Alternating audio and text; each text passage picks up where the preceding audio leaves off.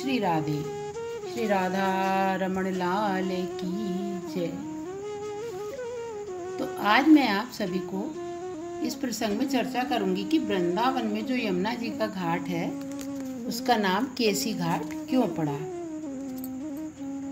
तो यह घाट श्री राधा रमण जी के मंदिर के निकट है।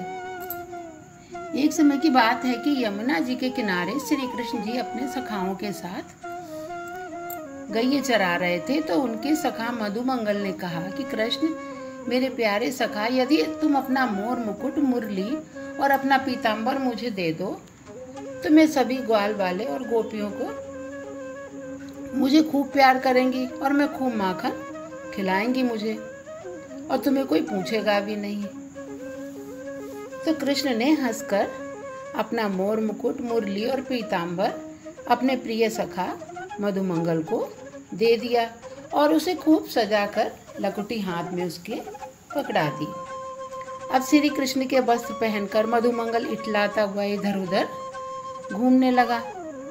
इतने में ही महापराक्रमी केसी दैत्य जो था विशाल घोड़े का रूप धारण करके श्री कृष्ण को मारने के लिए यमुना जी के किनारे हिनहिनाता हुआ आ गया। कंस ने उसको बताया था कि जिसके सिर पर मोर मुकुट हो, हाथों में मुरली हो, अंग में पीताम्बर हो, उसको देखना समझना वही कृष्ण है और उसको मारकर जरूर आना। कृष्ण का वध किए बिना तुम्हें आना नहीं है।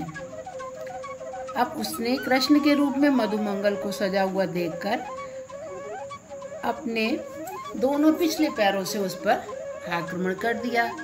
तो कृष्ण ने झट से लपक कर अपने सखा मधुमंगल को बचा लिया और फिर केसी दैत्य का वध कर दिया। तो मधुमंगल को चोट तो आई नहीं, लेकिन उसके होश उड़ गए, घबरा गया एकदम और लज्जित होता हुआ कृष्ण के पास आया और बोला, यह लो अपनी मुरली, मोर मुकुट और पीताम्बर, मुझे माखन नहीं खाना है। ग्वाल वालों और सखियों का मुझे नहीं प्यार चाहिए, प्राण बचे तो लाख हो पाए। कृष्ण तेरा स्वरूप तुझी पर ही शोभा देता है। मैंने तो तेरे साथ ऐसे ही हंसी की थी, उसकी मुझे इतनी बड़ी सजा मिल गई कि कैसी दैत्य ने मुझे मार डालता, वो तो तूने मुझे आकर बचा लिया।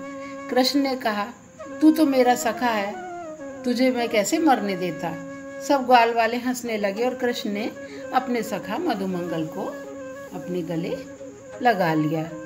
तभी से उस घाट का नाम केसी घाट पड़ गया और आज भी केसी घाट इस लीला को अपने हृदय में संजोए हुए वहाँ पर विराजमान है। बड़ा शांत लगता है यमुना जी का किनारा, और केसी घाट भी बहुत ही शांत सा रहता है, जबकि आने जाने वालों की वहाँ भीड़ सी लगी रहती है। लेकिन यमुना का किनारा बहुत शांत एकदम लगता है। तो ये जानकारी मेरे ससुर जी आचार्य स्वर्गीय श्री रमाकांत जी गोस्वामी ने मुझे दी थी।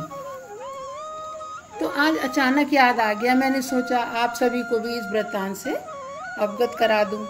तो कल यदि मुझे और कुछ जानकारी मिलेगी तो मैं आप तक अवश्य ही पहुंचाऊंगी, और आज मैं अपनी वाणी को यहीं विराम देती हूँ। श्री यमुना मैया की जय।